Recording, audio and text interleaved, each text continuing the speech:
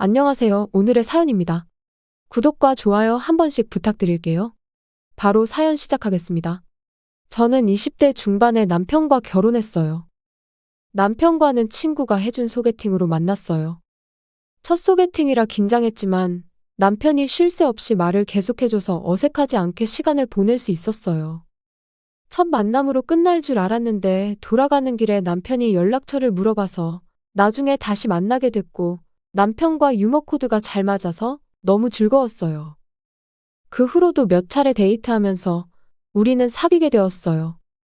둘 다 아직 20대 중반이었기 때문에 저는 아직 결혼 생각이 없었지만 남편은 빨리 결혼하고 싶다는 말을 자주 했어요. 그리고 실제로 사귄 지 반년 정도 지났을 때 청혼을 받았어요. 저는 사귄 지 반년 만에 결혼하기에는 조금 이르다고 생각했지만 남편과 함께 있는 시간이 즐거웠고 함께 있을 때 너무 다정다감해서 이 사람이라면 즐거운 결혼 생활을 할 수 있을 것 같아서 승낙했어요. 주변에서 걱정을 많이 했는데 그런 것들을 무시하고 결혼을 하게 됐어요. 그리고 이때의 판단을 결혼하자마자 후회하게 되었어요. 여보, 나 이제 나가는데 밥 따먹고 나면 밥그릇은 싱크대에 넣어놔줘. 그렇게 남편에게 말한 날, 집에 돌아오니 식기가 식탁 위에 그대로 놓여 있었어요. 저녁 식사 때도 오늘 생선이야? 고기가 먹고 싶었는데. 일하느라 피곤한데 체력 보충을 시켜줄 생각은 안 하는 거야? 애처럼 반찬 투정을 하고 또 집안일은 제가 하는 게 당연하다고 생각하는지 셔츠 왜 다림질 안 해놔? 출근할 때 매일 빳빳하게 다림질된 셔츠를 꺼내 입는 게 로망이었는데. 라며 매일 저에게 이런저런 요구를 했어요. 지금 생각해보면 맞벌이니까 좀 더 항의를 해야 했는데 저도 아직 어려서 여자가 다 하는 건 줄 착각하고 있었어요. 그리고 결혼하고 비교적 빨리 아이를 낳았어요. 그게 바로 제 아들 수환이에요. 임신 동안은 힘들었어요. 입덧이 심할 때도 남편은 평소처럼 저에게 집안일을 시켰기 때문이에요. 저기, 나 입덧 때문에 너무 힘들어. 아무것도 안 먹고 기름 냄새 맡는 것만으로도 속이 울렁거려. 입덧이 좀 가라앉을 때까지만이라도 여보가 요리 좀 해주면 안 돼? 내가 요리를 해야 한다면 결혼한 의미가 전혀 없잖아. 먹고 토하는 건 어쩔 수 없을지 몰라도 요리하는 게 힘들다는 건 솔직히 핑계잖아. 정 힘들면 마스크라도 쓰고 요리해줘. 너는 죽 끓여 먹으면 되는 거잖아. 전혀 제 말을 들어주지 않았어요. 저는 화나는 걸 참으면서 꾸역꾸역 매일 집안일을 했어요. 그런 괴로움도 우리 수환이가 태어난 순간에 눈 녹듯 모두 사라졌어요. 귀엽고 사랑스럽고 이 아이를 위해서라면 무엇이든 할 수 있을 것 같았거든요. 하지만 그런 행복한 시간도 잠시였어요. 아무리 귀여운 내 아들지만 첫 육아라 모든 게 다 힘들었어요. 우선 잠을 푹 못 자고 아이의 수면 패턴에 맞춰서 계속 쪽잠을 자야 하는 게 너무 힘들었어요. 게다가 왜 우는지 모를 때도 너무 많았어요. 첫 육아로 힘들고 지친 저를 보고도 남편은 전혀 도와주지 않았어요. 오히려 우는 것 좀 빨리 달래봐. 시끄러워 죽겠어. 정말 왜 우는지 모르는 거야? 엄마 자격이 있기나 해? 대부분 엄마들은 울음소리만 듣고도 왜 우는지 알 수 있다는데 도대체 왜 그렇게 못 달래는 거야? 라고 저를 질타하는데 저는 그런 말을 듣고 엄마로서의 자신감을 잃을 뻔했어요. 이때도 남편에게 집안일과 육아를 도와달라고 부탁했지만 집안일과 육아는 여자 일이잖아. 내가 왜 결혼한지 몰라? 또 얘기해줘야 알아들어. 그리고 딸이었으면 내가 더 귀여워해줄 텐데. 아들들은 크면 징그럽기만 하고 사춘기 때 반항할 거 생각만 해도 성질이 나. 나중에 커서 나한테 반항하는 날에는 죄다 집에서 쫓아낼 거니까. 명심하고 교육 잘해. 제가 어떤 말을 해도 가사와 육아는 여자의 일이라고 하고 자기가 돈을 더 벌고 있으니 당연한 거라는 식이었어요. 물론 수입이 남편이 더 많은 건 맞지만 그건 남편이 집안일을 도와주지 않아 제가 단축 근무를 하기 때문이에요. 그런 것 없이 수입만 비교하면 아마 제가 더 많았을 거예요. 저는 독박육아에 집안일까지 하는 저 자신이 너무 슬펐어요. 하지만 이보다 더 슬픈 건 이렇게 사랑스러운 아들을 남편이 조금도 사랑하지 않는 것 같아 더 슬펐어요. 저는 칭얼거리는 수환이를 달래기 위해 포대기를 하고 동네 한 바퀴를 돌며 눈물을 훔쳤어요. 이런 날들이 지나 수환이가 4살이 되었어요. 수환이는 어린이집 다니는 게 재밌다고 하고 매일 엄마 사랑해라고 말했어요. 하지만 남편은 여전히 아들에게 무관심했어요. 수환이가 아빠라고 불러도 못 들은 척하는 경우가 많아 안타까웠어요. 그리고 이 시기에 왠지 모르게 남편이 바람을 피우고 있는 것 같았어요. 이전에는 없던 야근과 휴일 출근이 갑자기 늘어난 거죠. 또 마찬가지로 이전에는 없던 출장 이야기를 하며 2, 3일씩 집을 비우는 일도 있었어요. 제가 넌지시 여자 만난다고 너무 바쁜 거 아니지? 라고 물어봤지만 당연히 남편은 부인했어요. 저는 남편이 계속 수상한 행동을 한다면 미행이라도 해야 하나 생각하고 있었어요. 그런데 이 시기에 아들의 건강이 안 좋아지기 시작했어요. 자주 열이 나고 감기 같은 게 걸리면 도통 잘 낫지가 않았어요. 그래서 남편의 외도 의혹에 대해 생각하거나 움직일 시간도 없었지요. 당연하겠지만 남편은 아들의 간호에는 관심도 없었고요. 오히려 아들이 감기 기운이 있으면 감기 옮으면 곤란하니까 나는 친구 집에서 잘게. 라고 말하고 나가버리는 거예요.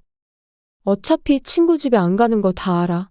속으로는 이렇게 생각했지만 아까도 말했듯이 그런 것들에 매달릴 수 있는 상황이 아니었어요. 이후에도 아들의 건강 상태는 계속 안 좋아졌어요.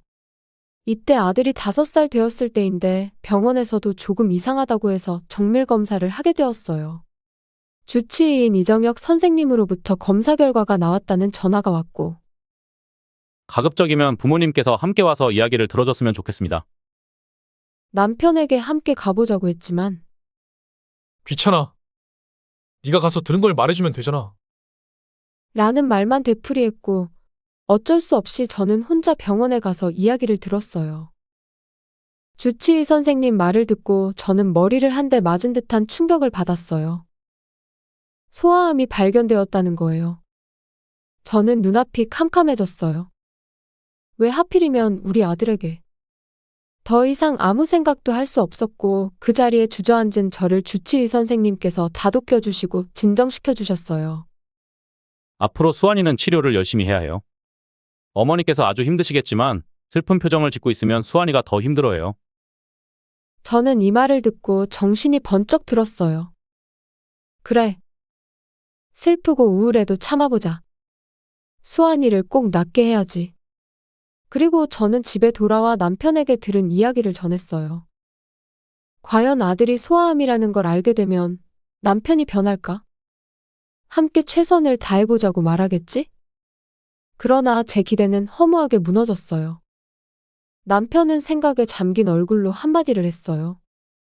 미안한데 나는 자신이 없어. 우리 이혼해. 그리고는 이혼 신고서를 제 앞에 내밀었어요. 저는 지금 무슨 일이 일어나고 있는지 이해할 수 없었어요. 뭐?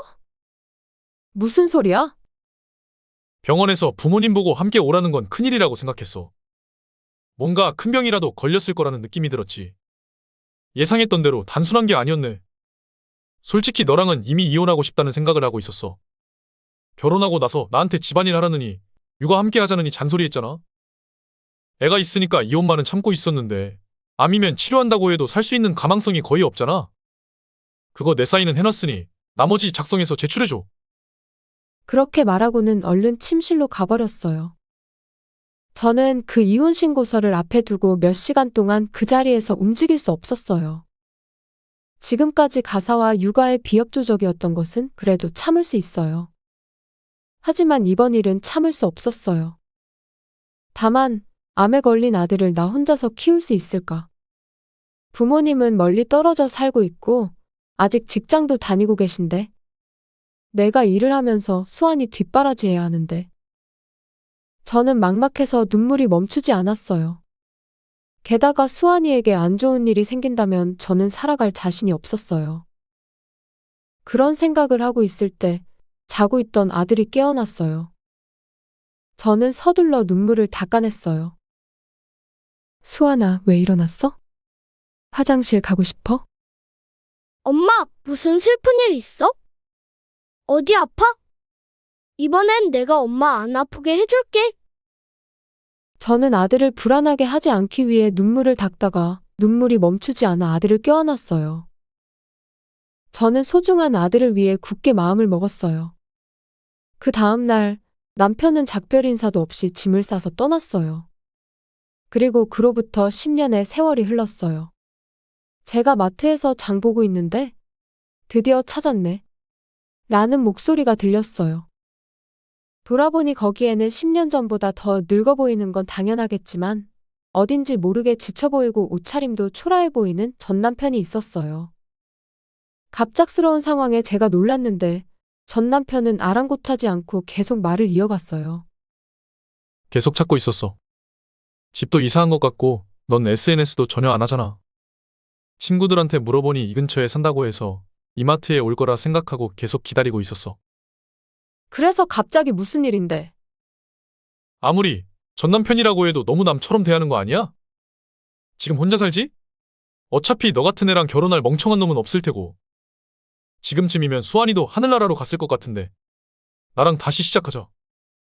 아직 우린 30대니까 아이 한 명 더 낳을 수 있어.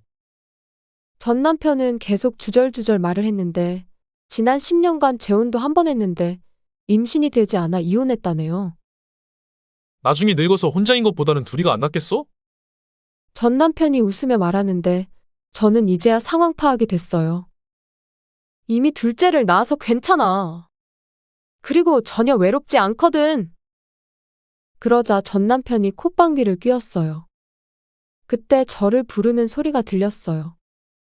그곳에는 수환이, 둘째 아들, 지금의 남편이 서 있어요.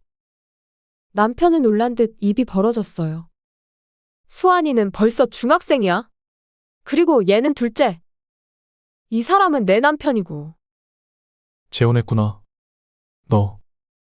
어차피 별 볼 일 없는 거랑 재혼한 거 아니야? 내가 다시 만나자고 할 때 똑바로 잘 생각해. 안녕하세요. 제가 그렇게 별 볼 일 없어 보이나요? 혹시 수환이 주치의 이정혁이라고 들어보신 적 있으세요? 그게 전데 바람 피느라 바빠서 들어본 적이 없으려나? 맞아요. 저는 아들의 주치의였던 이정혁 선생님과 재혼했어요. 제가 이혼한 후에도 주치의였기 때문에 당연한 일이지만 아들을 친절하게 진료해 주셨어요. 그리고 제 고민 상담도 항상 들어주셨어요. 그런 다정한 모습에 호감이 생겼지만 의사와 환자 보호자라는 관계 때문에 그런 말을 꺼낼 순 없었어요. 그러다 우연히 밖에서 만나 식사를 한 게 계기가 돼서 사귀게 되었고 그 후 재혼까지 이어지게 된 거죠. 정말 전 남편과는 비교하는 게 기분 나쁠 정도로 좋은 사람이에요. 게다가 남편이 열심히 치료해줘서 아들의 암도 완치되었고요. 그래서 지금은 또래 아이들처럼 건강해요. 남편은 그 자리에 주저앉아 고개를 떨궜어요. 의사와 재혼이라니. 그러다 고개를 들어 수환이를 쳐다봤어요. 수환아. 아빠 기억하지? 내가 진짜 네 아빠야. 너는 친아빠와 함께 살고 싶잖아? 그치? 엄마가 재혼해서 어쩔 수 없이 살고 있는 거잖아. 어서 말을 해봐. 아저씨가 누군지 몰라요. 다만 어렸을 때 집에서 아무것도 안 하고 저와 엄마를 슬프게 했던 삼촌이 있었다는 건 기억해요. 제 아빠는 옆에 있는 이분이 아빠예요. 알겠어요? 과거의 한 짓을 부끄럽게 생각해야지. 다음에 또 나타나면 경찰 부를 겁니다. 우리는 발길을 돌려 고개를 숙이고 있는 전 남편을 뒤돌아 떠났어요. 그 후의 일이에요. 전 시부모님이 우리 아들과 다시 만나줄 수 있겠냐는 전화가 와서 알게 된 건데 전 남편이 저와 재결합하려는 이유는 오로지 돈 때문이었던 것 같아요. 직장도 좋고 집도 부유하니 어떻게든 도와줄 수 없겠니? 라는 이야기가 대부분이었고 당연히 거절했죠. 전 남편은 이혼하며 생긴 위자료와 사업 실패로 인한 빚 때문에 굉장히 힘들어한다고 했어요. 저는 저와는 상관없는 일입니다. 하고 전화를 끊고 차단까지 해버렸어요. 전화를 끊고 거실로 돌아오니 아들과 남편이 걱정스러운 표정으로 저를 바라봤어요. 저는 잘못 걸린 전화라고 둘러대고 다시 평온을 되찾았어요. 지금의 저는 이렇게까지 행복해도 되는 건가 싶을 정도로 하루하루가 너무 행복해요.